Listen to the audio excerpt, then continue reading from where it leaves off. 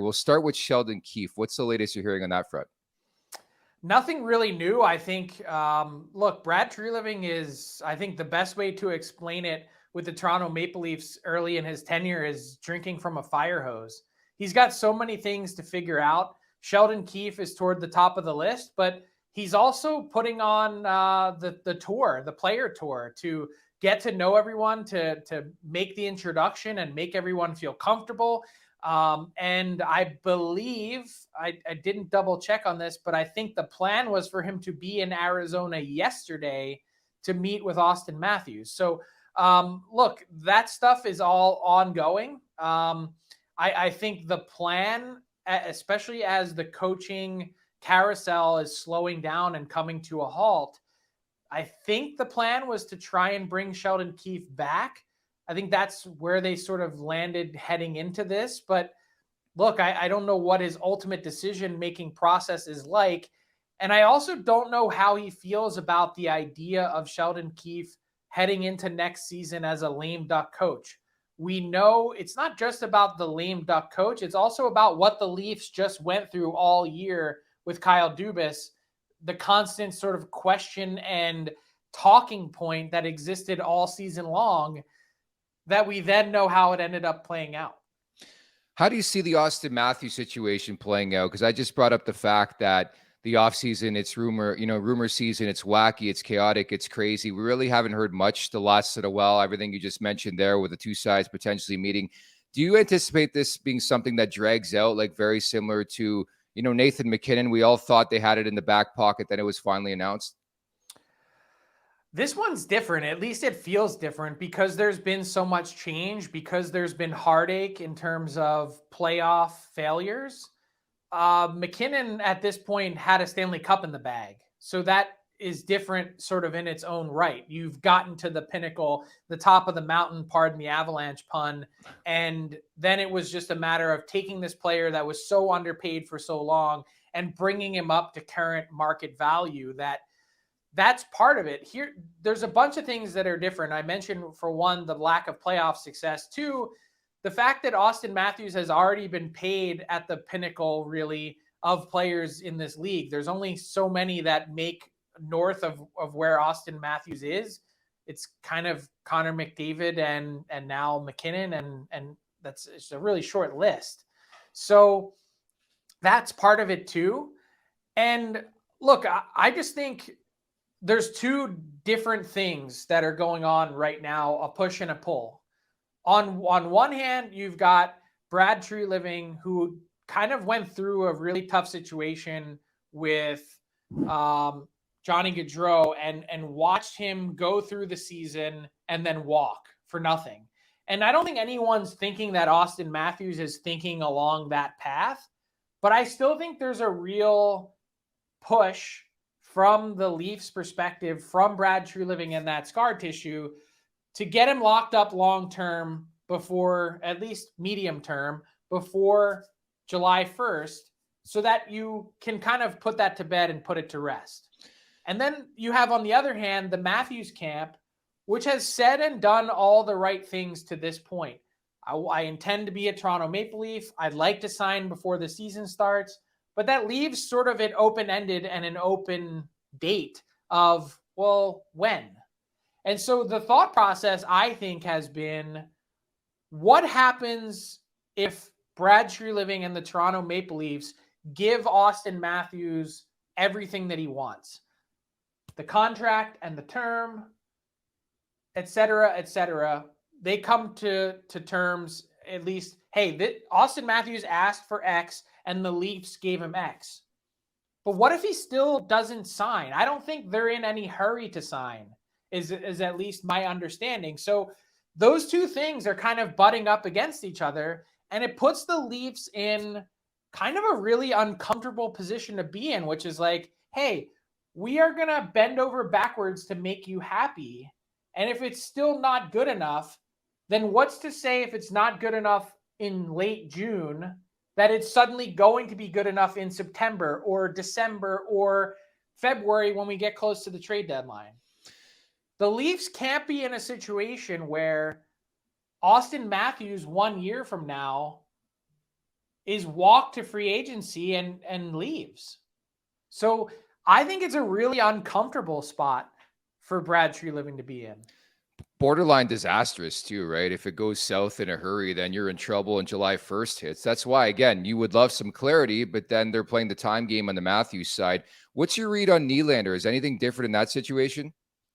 Not to my knowledge. Look, I think the Leafs are looking at Nylander and they're saying, this is a guy that first off really played well in the playoffs. And I think more to that point, has played well in a number of playoffs now. And you look at Nylander and you say, one more season, sub $7 million. I know he's a UFA on the other end of it, but if we are indeed in a flat cap world this year, and even in the best case scenario possible, it increases $3 million this summer. William Nylander relative to cap is the best bargain you have on your roster. A lot of people, for whatever reason, anointed him in early May when the Leafs were done, or mid-May, that this is the one guy they're going to trade from the core four and move on, and that's it. And I was sitting there going, first off, he played well. Second, he's a bargain contract. And third, I think Brendan Shanahan really likes William Nylander. I don't think he's going anywhere. So I don't know what exactly the thought process is from Brad Treliving's end. Is this a player that you feel the same pressure to re-sign, or can you kind of go through this season and then address it? Also, once you have better clarity of what the cap situation will be in 2024, like, I don't think it's outside of the realm of possibility, Nick, that we're in a spot where William Nylander is back, meaning signed beyond this contract. Yeah, it's interesting in so many ways, right? Because everything went down following the season with Dubas, and everybody talked about the core four. But now the whispers out of Toronto, Frank, are that they want to keep the core four intact yet again. Should we read into that too much? Like, obviously, things change so quickly in this NHL world. No, they do change, but I think at least as I see it and know it, that's the plan of attack for right now. Now, can something change in short order? Of course it can. But I think they're also in the spot, even like, let's game theory this out. Okay. Mm-hmm. And let's talk about Auston Matthews. And let's say, he's asked for a significant contract extension at medium to short term that really makes everyone uncomfortable. But you say, you know what, we're going to give it to him because we think he's one of the very best players in the world. Okay. So you've worked yourself into that spot. Great. But then he turns around and says, even though you're giving me what you want, I'm not ready to sign yet. Okay, so let's say that's the second part of the equation. So then let's say the third part is, because we're giving him what he wants and he's not willing to sign, then we're going to trade him. My then answer in all of this is, where? What are you going to get?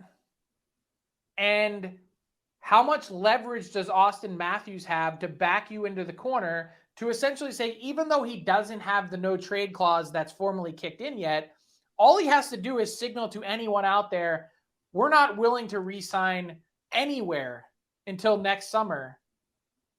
It really diminishes your return, and it puts the Leafs in a really difficult spot to even get, if you're faced with the scenario, again, just game theorying this out, that the Leafs, this is pure hypothetical, that the Leafs are going to lose Auston Matthews for nothing in free agency, even if you're thinking making a crappy trade for Auston Matthews is better than no trade at all.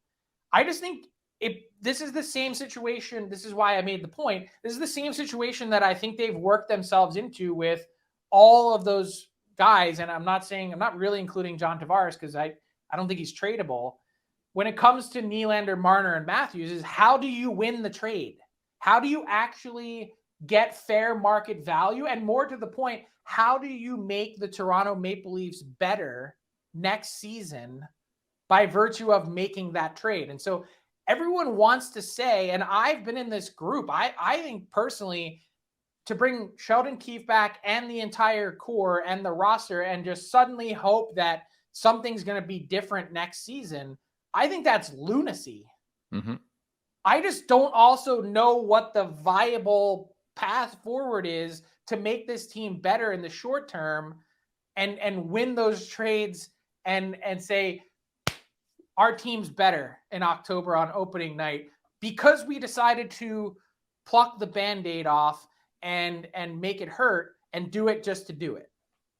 Yeah, it's again, I agree with you. I think the perfect word is lunacy. They got to do something, but I think that goes hand in hand with the big four. If you want to do something, I think you have to maybe extract from that core four. But again, we'll see over the next couple of weeks what transpires there. I want to touch on Luke Schenn. We have him on quite a bit. What are you hearing behind the scenes on Schenner, and what's the likelihood he re-signs in Toronto? Well, I think his preference, at least as I understand it, is to re-sign in Toronto. I also think that in previous iterations in Calgary and elsewhere, there seemed to be some link between Brad Treliving and his team and interest in Luke Schenn. I seem to remember that popping up. I can't remember if that was Daryl Sutter driven or if that was Brad Treliving driven. I think the one problematic part for the Leafs and maybe even for Shen is a decision that's going to have to come of, I think with the way that he, as well as he played, he's due a pretty significant raise. Like, you're not getting Luke Schenn at $900,000 anymore. He's somewhere, I think, in the $2.5 million range. And maybe if he's willing to take less money because he's been playing at that money for the last couple years, if he's willing to take less to stay, then obviously there's an option there. But how much less should he take in order to stay there versus some of the other opportunities that might exist for him around the league?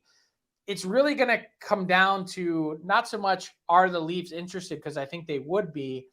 Is Shen interested at that price point that I think is going to be the tougher call to make. What's your read on some of the other UFAs like Ryan O'Reilly, Michael Bunting, David Kampf? Do you think they're going to go in a new direction knowing there's a new boss in town here? I think so. And, Ryan O'Reilly, I don't know why people seem to combat this from the moment I said it back when the trade was made. Like, there was next to no chance that he was re-signing. Michael Bunting, I think they just can't afford him. He's sort of the next Zach Hyman or whoever you may want to compare him to. And David Kampf, I wouldn't be shocked at all if he ended up in Pittsburgh. I think that's the perfect sort of Kyle Dubas player in a new city with cap, constraints. That's a relatively low cost add to your team to make that team better. And lastly, you mentioned Dubas. So we see Jason Spezza go there, and obviously he steps down and Toronto ends up there. But what's the likelihood we see somebody else, like a Pridham or somebody from Toronto, go to Pittsburgh too? Well, first off, my question is, are the Penguins actually going to be filling that GM position? Yeah. I don't know that we have an answer to that yet. I think the idea is to fill the position, that they will interview. I also have heard rumblings that Brandon Pridham really likes it in Toronto, and by all accounts, he's pretty well taken care of by the Leafs and is really kind of the specialist at what he does in his position around the league. There isn't a single better person on the planet that's more well equipped to manage a salary cap than the guy who quite literally wrote it in the CBA for the NHL and helped put the system in place. So he makes a ton of sense to stay and to keep as a really valuable piece to your team. I also don't know what his own personal aspirations are. That's one thing you'd have to figure out is, does he view himself as a GM? Does he want to be a GM? Or is he comfortable earning a lot of money as the next most powerful guy in an organization where he's at the very top of his position in the league?